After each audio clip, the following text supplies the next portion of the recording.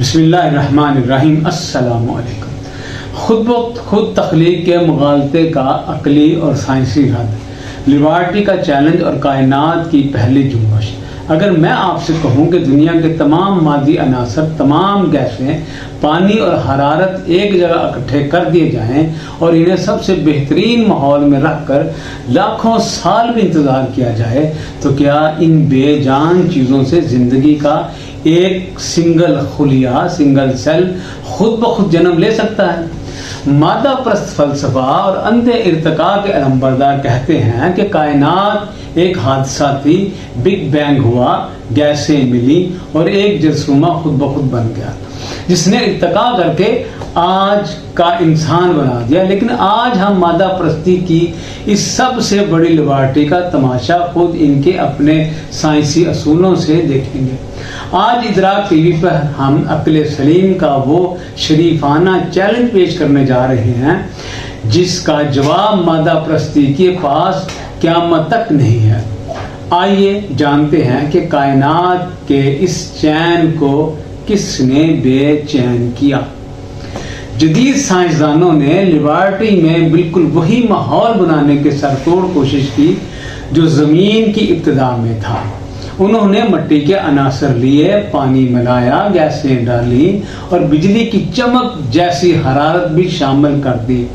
انہوں نے مادی طور پر سب کچھ اپنے سامنے کر کے دیکھ لیا کہ شاید یہ خود بخود زندہ ہو جائے، لیکن نتیجہ کیا نکلا؟ چند بے جان امینو ایسڈز تو بن گئے، لیکن اربوں ڈالر اور جدید ترین ٹیکنالوجی کے باوجود وہ ایک سنگل زندہ خلیہ بھی خود بخود پیدا نہ کر سکے۔ میرا سوال یہ ہے کہ اگر سب کچھ خود بخود ہونا تھا تو آج کیوں نہیں ہوتا؟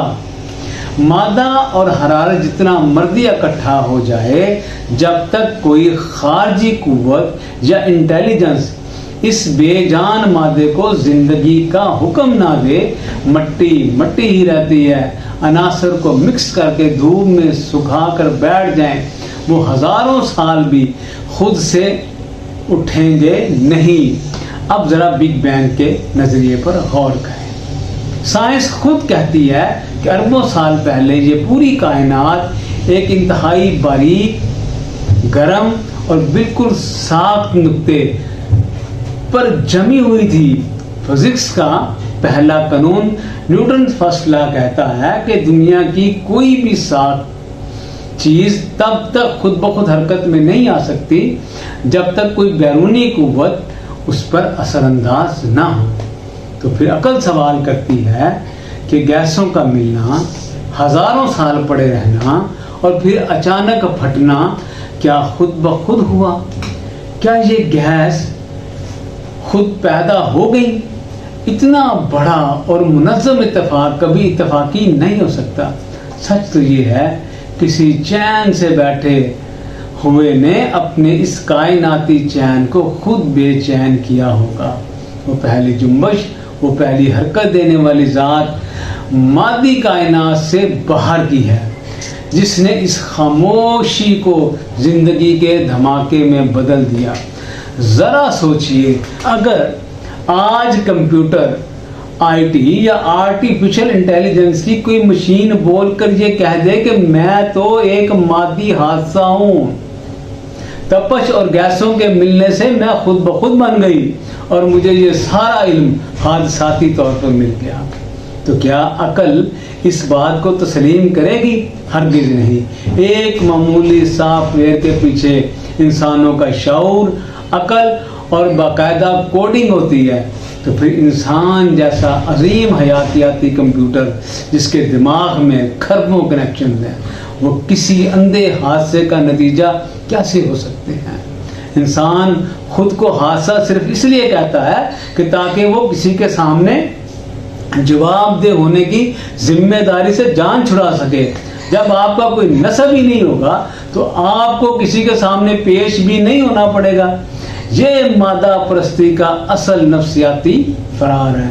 اگر مٹی بنیادی طور پر بالکل بے جان اور مردہ ہوتی تو کبھی جاندار وجود کو جنم نہ دے پاتی۔ مٹی کے اندر زندگی کی صفت رکھی گئی، لیکن اسے بیدار کرنے کے لیے ایک خاص نظام کی ضرورت تھی۔ ذرا سوچئے، اگر زندگی صرف گوشت پوست اور مادی عناصر کا نام ہوتی تو ایک مردہ خاتون اور ایک مردہ مرد کے جسم میں بھی تو وہ سارے عناصر کاربن، پانی، لوہا موجود ہوتے ہیں، لیکن کیا وہ مل کر ایک نیا بچہ پیدا کر سکتے ہیں؟ نہیں۔ جیسے ہی وہ پوشیدہ لائف انرجی نکلتی ہے، مادی نظام ٹھپ ہو جاتا ہے۔ زمین کے ذرات کائنات میں بکھرے پڑے تھے، انہیں ایک خاص ارادے سے اکٹھا کیا گیا اور پھر اس پر تراب کی وہ پہلی پرت چڑھا دی گئی جس نے پوری کائنات کو زندگی دینا شروع کی۔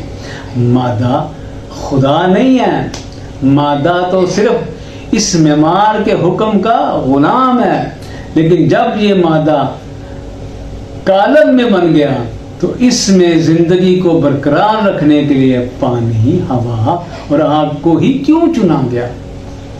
ان عناصر کے پیچھے عقل کے کیا سوالات ہیں، جانیں گے ہم اپنے اگلے پروگرام میں۔ دیکھتے رہیے ادراک ٹی وی۔ السلام۔